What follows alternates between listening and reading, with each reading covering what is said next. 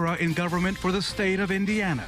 Indiana's on the verge of an era of growth and opportunity, poised to go from good to great. Tomorrow, Governor-elect Mike Pence will take the oath of office and become Indiana's 50th governor. Today, we're sitting down with the governor-elect to talk policy, what he envisions for Indiana's future, and the challenges he wants to take on. Plus, our political insiders discuss the first week of the Indiana General Assembly. It's all coming up on this edition of Indianapolis This Week. From RTV6, Indianapolis This Week. We now welcome Governor-elect Mike Pence to Indianapolis this week. The governor served in Congress from 2000 to just a few weeks ago. The governor is familiar being on Sunday morning television and the radio airwaves because before Congress, he hosted his own shows from 1993 to 1999. He's also a lifelong Hoosier and graduate of both Hanover College and Indiana University. Welcome to Indianapolis this week, Governor. Thank you. Thanks for having me. What will let's get started. What will be the first 100 days of your administration look like? Well, we're going to make job creation job one.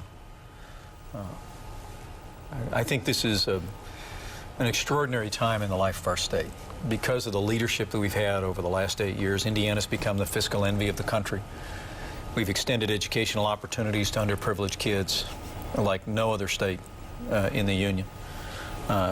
We just promoted economic freedom in the workplace by becoming the first Midwestern state to recognize the right to work.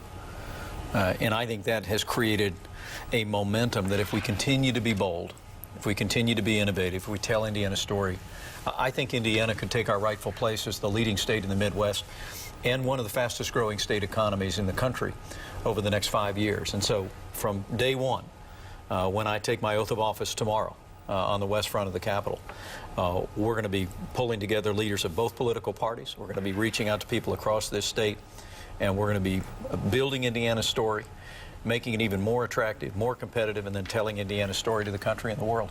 When you take that oath and you go to work on Monday afternoon, what's the first thing you're going to do? I mean, are you going to talk about, are you going to call in businesses? Are you going to sign something? Are you going to say, I'm here, let's go? I mean, what exactly are you going to do? Because people they hear about job creation, but they want to know exactly what are you going to do for them? Right. Well, when I walk that sounds easier, right? Said than done, right? Well, I'll tell you, when I walk in that office, the first thing I'm going to do is breathe a quiet prayer for wisdom. You know, I'm just a small town boy from southern Indiana. I grew up with a cornfield in my backyard.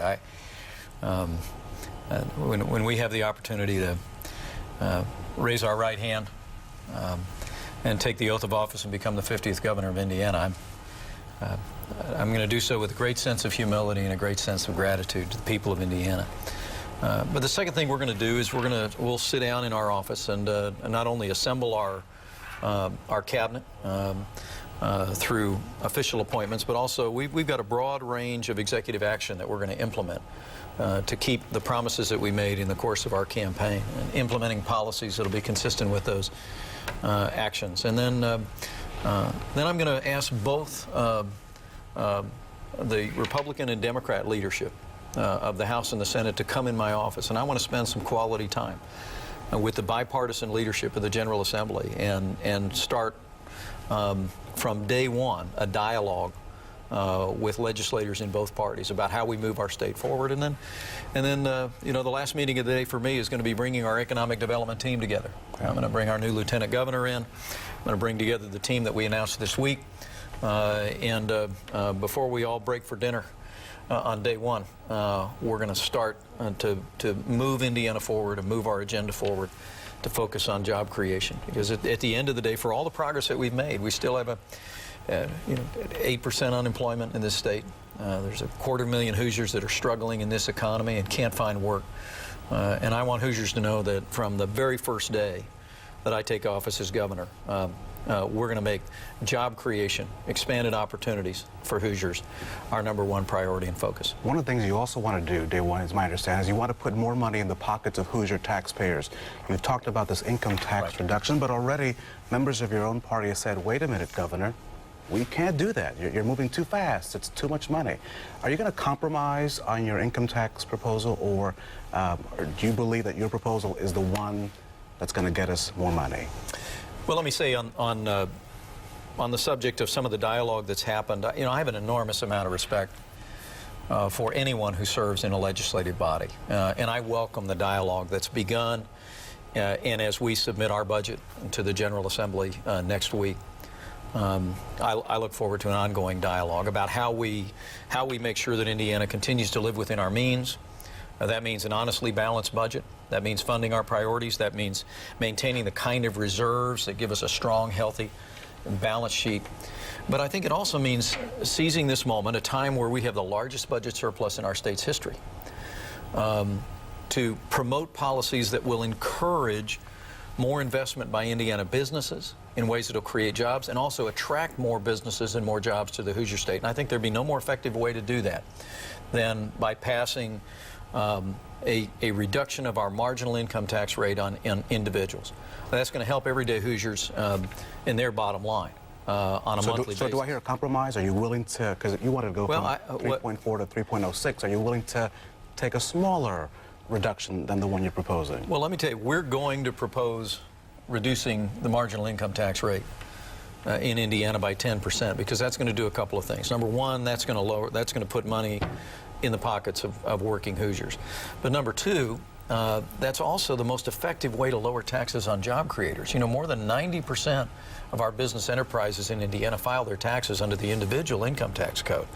So the people that are making hiring decisions, the most effective way, as they see their taxes going up on the federal level, the most effective way to help job creators is to lower that marginal rate. And the last reason, and I want to see that marginal income tax rate drop by 10%, is that'll make us the lowest tax state in the Midwest. And if you add that to all the other progress that we've made, I think it'll make Indiana even more competitive in our ability to attract jobs and attract interest, which is already very great around the country. A lot of people are talking about Indiana. But I think if we will promote the kind of fiscal responsibility and tax reform and focus on workforce issues. You know, as I traveled around the state of Indiana, just about as often as I went into businesses that said they weren't hiring, I walked into businesses that said, we can't find people who have the background and the skills to fill the jobs that we have open. And so I want to make career and vocational education a priority in every high school in Indiana again.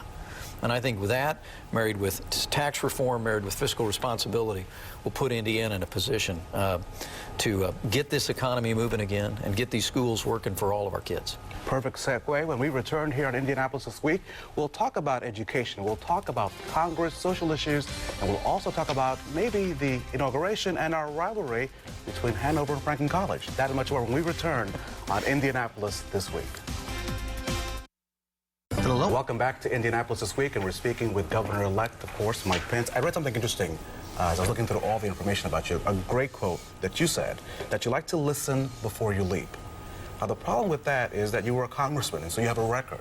There are no secrets about how you voted or how you stand on the issues. As you head into this legislative session, we are already seeing a lot of the social issues pop up. Sure. Well, I know you probably want to focus on the economy.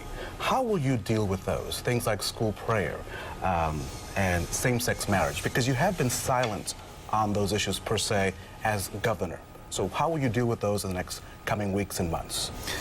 Well, let me say what I like to say is I believe in servant leadership. And a servant leader listens before they lead. And what we did over the course of the last year and a half was really spend a lot of time listening to people across this state about where the focus and the priority should be of the next administration. And then we articulated in the course of the campaign, a campaign that was entirely positive and entirely substantive and aspirational.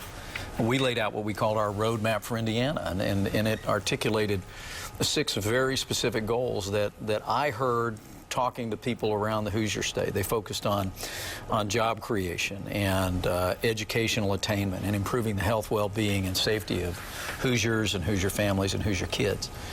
And our administration is, and has been over the last several months, working to be ready on day one to offer policies and proposals to the General Assembly and to take executive action that advances those goals. And we'll work very relentlessly in that regard. But as I said, you know, I have tremendous respect for people that serve in the General Assembly. I think members of the General Assembly have earned the right to come and advance ideas and proposals that they think are a priority for their constituents, and whether it be proposals for social issues or fiscal issues, you know, we'll take those one at a time. We'll evaluate them. I'll bring my common sense, conservative values to bear on them when I make those decisions. So when you speak on those issues, I'm not trying to make you, I don't want you to say something you don't want to say, but you were very vocal on those issues as a congressman. Sure. Will you wait to see what the bills are, or are you going to shy away? Because Governor Daniels was very good at not talking about social issues while he was in office for the 8 years. He was very much, didn't speak about them. Will you speak on those? Because, you know, as governor, your words do have power. Well, let me say, I'll always wait to see a legislative proposal before we comment on it. Okay. But Hoosiers know me. They know that I'm a fiscal and a social conservative. And in the right way at the right time, we'll express ourselves on legislation. We'll always do it in a respectful way. But whether it's my commitment to fiscal responsibility, my commitment to traditional moral values, what you see is what you get with Mike Pence, and we'll be the same person as governor that we've been throughout our career. On the issue of education, your biggest ticket item is education. You spend, the government spends its most money on education.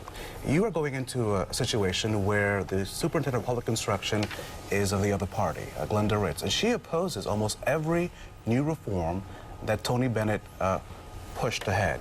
How will you work in that environment? Will this be will you collaborate or will you collide for the next 4 years? Well, let me say I have had the opportunity within just a few days of the election. I sat down with our new superintendent of public instruction and had a very warm and cordial conversation. I have a lot of respect for her career, and the people of Indiana have given her the opportunity to serve in that position, and I look forward to working with her and looking for ways where we can work together. There may be honest differences of opinion about policy, and I've made it very clear. I'm someone that believes there's nothing that ails education in our state that can't be fixed if we give parents more choices and if we give teachers more freedom to teach. And we're going to look to preserve and expand Indiana's the progress we've made in our state on education reform, particularly as it pertains to underprivileged and vulnerable kids in our state. But that being said, one of the things that I was pleased about sitting down with our new superintendent was we both have a passion about career and technical and vocational education. At the time that I was traveling around the state of Indiana, hearing from Hoosiers about that skills gap, that there are jobs all across this state that we're just not preparing our kids at the high school level to be able to fill, or not preparing adults to fill in many cases, that our new superintendent of public instruction was talking about the same thing, had arrived at the same conclusion. And so we've already begun a very constructive dialogue about how we might work with members of the General Assembly to make career and vocational education a priority in every high school. But I have to tell you, you know, it's you're absolutely right when you say the largest percentage of our state budget is education.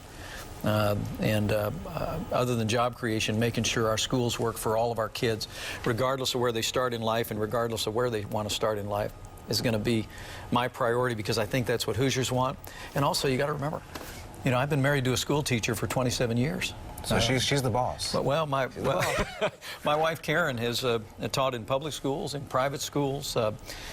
She has a heart for kids, and some of our dearest and longest friends are people that have had a career in public education. And I think Indiana's got some of the best school teachers in the world. With the right reforms, with a listening heart, with a determination to put our kids first, we can make these schools the envy of the nation. Well, as the spouse of a kindergarten teacher, I'm glad you said that. You're also about a lot about tradition, and at your inauguration, you're going to do a couple of neat things. You're going to have a special chair and a special Bible from two gentlemen by the name of Harrison. Quickly, just why did you want to do it that way? Well, I just think, well, first and foremost, I don't know if I mentioned that I went to Hanover College. You did. We're not going to hold that against you, but that's.